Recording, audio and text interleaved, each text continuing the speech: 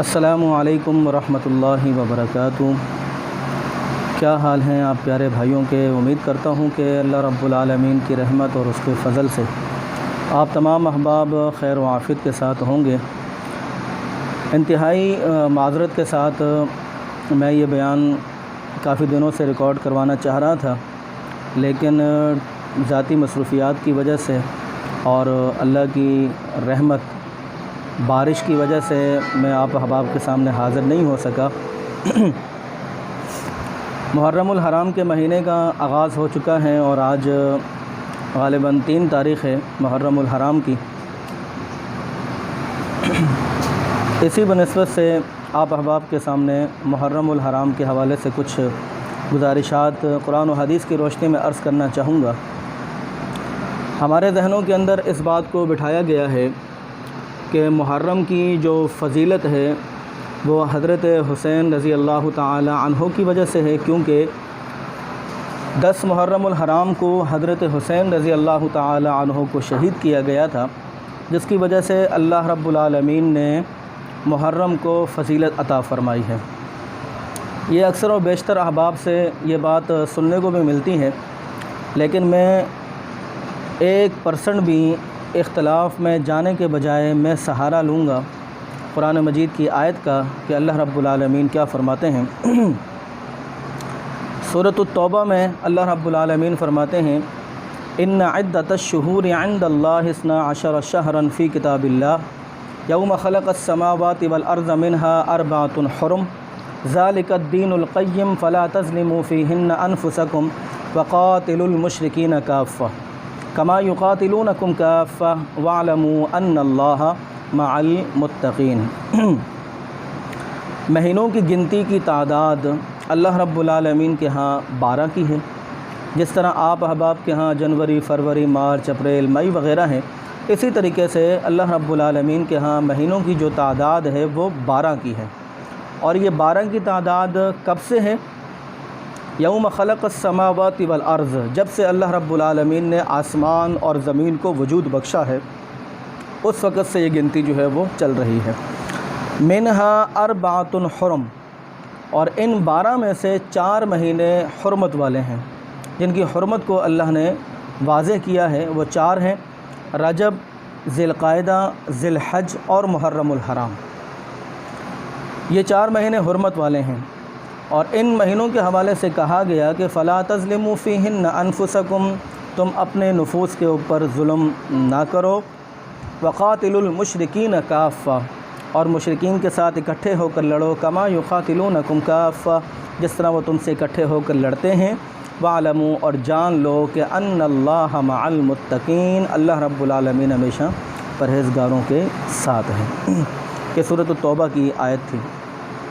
اب آئیے چلتے ہیں کہ اس بات کی طرف کہ محرم الحرام کو محرم الحرام کیوں کہا جاتا ہے اور اس کی وجہ کیا ہے۔ کیا محرم الحرام کی فضیلت کسی صحابی رسول کی شہادت کی وجہ سے ہے، یا پھر اس کے پیچھے کوئی اور ریزن ہے؟ ہم یہاں پر بھی حدیث کا سہارا لیں گے۔ محرم الحرام کو محرم الحرام کہنے کی جو وجہ ہے وہ اس کی تعظیم ہے، وہ اس کی تکریم ہے، وہ اس کی حرمت ہے۔ حضرت آدم علیہ السلام کی پیدائش اور حضرت آدم کا جنت سے بے دخل ہونا اور حضرت آدم کی توبہ کا قبول ہونا یہ ماہ محرم کے مہینے میں ہوا ہے۔ حضرت نوح علیہ السلام کو طوفان نوح سے جو نجات ملی تھی وہ بھی ماہ محرم کا ہی مہینہ تھا۔ حضرت سلیمان کو سلطنت نصیب ہوئی تو ماہ محرم کا مہینہ تھا۔ حضرت موسیٰ علیہ السلام کی پیدائش اور موسیٰ کا فرعون کے ساتھ ٹکراؤ اور فرعون سے موسیٰ کو نجات جو اللہ پاک نے دی وہ بھی ماہ محرم کا ہی مہینہ تھا۔ حضرت ابراہیم علیہ السلام کی پیدائش، ابراہیم کا ٹکراؤ نمرود کے ساتھ، اور نمرود نے جو آگ جلائی تھی اس آگ کا گلے گلزار ہونا ابراہیم علیہ السلام پر، تو وہ بھی یہی ماہ محرم کا ہی مہینہ تھا۔ حضرت ادریس ملکہ علیہ پر پہنچے تو ماہ محرم کا مہینہ تھا۔ حضرت ایوب کو شفا ملی تو ماہ محرم کا ہی مہینہ تھا۔ حضرت داؤد علیہ السلام کی توبہ قبول ہوئی تو ماہ محرم کا ہی مہینہ تھا۔ حضرت یونس مچھلی کی شکم سے باہر آئے تو ماہ محرم کا ہی مہینہ تھا۔ حضرت عیسیٰ علیہ السلام کو آسمانوں پر اٹھایا گیا تو ماہ محرم کا ہی مہینہ تھا۔ وکان عرشہ علی الماء ثم استوى علی العرش، اللہ رب العالمین کا عرش پہلے پانی پر مستوی تھا، اللہ پاک عرش پر مستوی ہوئے تو وہ بھی ماہ محرم کا مہینہ تھا۔ اس کے علاوہ ایک بہت ہی اہم ترین بات، اور وہ یہ ہے، اللہ کے نبی کی حدیث ہے کہ 10 محرم الحرام کا دن ہوگا، تاریخ ہوگی، اور جمعے کا دن ہوگا۔ اس دن جو ہے وہ قیامت کے برپا ہونے کا، 10 محرم الحرام کی تاریخ اور جمعے کا دن ہوگا، اور اس دن قیامت جو ہے وہ برپا کی جائے گی۔ یہ روایت آپ کو طبرانی میں بھی اور دیگر کتابوں کے اندر بھی بآسانی طریقے سے مل سکتی ہے۔ تو محرم کو محرم الحرام کہنے کی جو وجہ ہے وہ اس کی تکریم ہے، وہ اس کی حرمت ہے۔ اب آئیے دیکھتے ہیں کہ محرم الحرام کے مہینے کے اندر ہمیں کرنا کیا چاہیے۔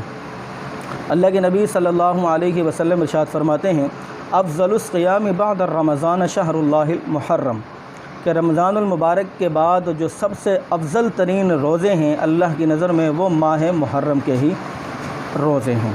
اللہ کے نبی علیہ الصلاۃ والسلام ہجرت کر کے مدینہ تشریف لے کر آئے تو آپ نے دیکھا کہ کچھ یہودی ٹولہ اچھل کود کر رہا ہے، تو آپ نے ان سے پوچھا کہ اس اچھل کود کا مقصد کیا ہے؟ تو انہوں نے کہا کہ اس دن اللہ رب العالمین نے موسیٰ کو نجات عطا فرمائی تھی، تو موسیٰ نے روزہ رکھا تھا اور ہم بھی روزہ رکھنے کے بعد خوشی کو سیلیبریٹ کرتے ہیں، لہٰذا یہ کام ہم اس وجہ سے کر رہے ہیں۔ اللہ کے نبی علیہ الصلاۃ والسلام نے فرمایا کہ ہم موسیٰ علیہ الصلاۃ والسلام کے زیادہ قریب ہیں بنسبت تمہارے، تو آپ نے بھی روزہ رکھا اور صحابہ کرام نے بھی روزہ رکھا۔ یہاں پر ایک بات اور قابل فہم ہے، اور وہ یہ ہے کہ رمضان المبارک کے روزے کی فرضیت سے پہلے محرم الحرام کی روزے جو ہے وہ فرض تھے، لیکن جب رمضان کے روزوں کی فرضیت نازل ہوئی تو محرم الحرام کے روزوں کی فرضیت کو منسوخ کر دیا گیا۔ البتہ استحباب کا درجہ ابھی بھی باقی ہے، چاہے کوئی رکھے اور چاہے کوئی نہ رکھے، جو رکھے اس سے ثواب ہے اور جو نہ رکھے اس پہ کوئی ملام نہیں ہے، گناہ نہیں ہے۔ ایک بات اور جو کہ بہت ہی امپورٹنٹ اور خاص ہے، اور وہ یہ ہے کہ کہا جاتا ہے کہ 11ویں محرم کو روزہ نہیں رکھنا چاہیے۔ کیوں نہیں رکھنا چاہیے؟ کیونکہ اس دن یزید کی امی نے روزہ رکھا ہوا تھا، والدہ محترمہ نے روزہ رکھا ہوا تھا۔ اب یزید کی ماں نے روزہ رکھا تھا یا نہیں رکھا تھا، اس حوالے سے کوئی مستند بات ہمیں نہیں ملتی ہے، تاریخ کی کتابوں میں بھی نہیں ملتی ہیں، اور دیگر جو چیزیں ہیں کتابیں ہیں ان میں بھی یہ بات نہیں ملتی ہے۔ البتہ سننے میں یہ بات ضرور آتی ہے کہ یزید کی ماں نے روزہ رکھا ہوا تھا، اس دن روزہ نہیں رکھنا چاہیے۔ اب پیارے بھائیوں، یزید کی ماں نے روزہ رکھا تھا یا نہیں رکھا تھا، ہم اس بات پر بالکل بھی نہیں جانا چاہیں گے۔ ہم اللہ کے نبی علیہ الصلاۃ والسلام کی ایک حدیث آپ کے سامنے بیان کرتے ہیں، اور وہ حدیث یہ ہے، اللہ کے نبی نے فرمایا کہ صوموا یوم عاشوراء خالف الیہود والنصارى صوموا قبلہ یوما او بعدہ یوم۔ اللہ کے نبی نے فرمایا کہ تم یوم عاشوراء کا روزہ رکھو اور یہود و نصارہ کی مخالفت کرو، اور 9 اور 10 کا رکھو، یا پھر 10 اور 9 کا روزہ رکھا جائے۔ خالف الیہود والنصارى صوموا قبلہ یوما او بعدہ یوم، یہاں پر قبل کے بھی الفاظ ہیں اور بعد کے بھی الفاظ ہیں، تو اس سے پتہ یہ چلتا ہے کہ اس 11ویں کا روزے کا تعلق یزید کی امی جان کے ساتھ نہیں ہے۔ کوئی بھی رکھنا چاہے تو وہ 9 اور 10 کا یا پھر 10 اور 11 کا روزہ وہ رکھ سکتا ہے۔ اور اس کے بعد اللہ کے نبی نے یہ بات بھی ارشاد فرمائی تھی کہ اگر میں آئندہ سال اللہ پاک نے مجھے حیات سے نوازا تو انشاءاللہ میں 10 کے ساتھ 11 کا روزہ بھی رکھوں گا۔ تو پیارے بھائیوں، یہ مختصر سا ایک ویڈیو کلپ تھا جس کو آپ کے سامنے رکھنا میں ضروری سمجھتا تھا، لیکن دلی طور پر معذرت خواہ ہوں کہ میں بروقت ٹائم نہیں دے سکا، کیونکہ کراچی کے حالات بھی کچھ ایسے چل رہے تھے بارشوں کے حوالے سے۔ تو خالق کائنات سے دعا ہے اللہ پاک نے جو ٹوٹے پھوٹے الفاظ میرے ذریعے آپ تک پہنچائیں اسے اپنے دربار میں قبول و منظور فرمائے، اور ہم سب کو صراط مستقیم پر اور ہدایت پر گامزن رہنے کی اور استقامت اختیار کرنے کی توفیق نصیب فرمائے۔ السلام علیکم ورحمۃ اللہ وبرکاتہ۔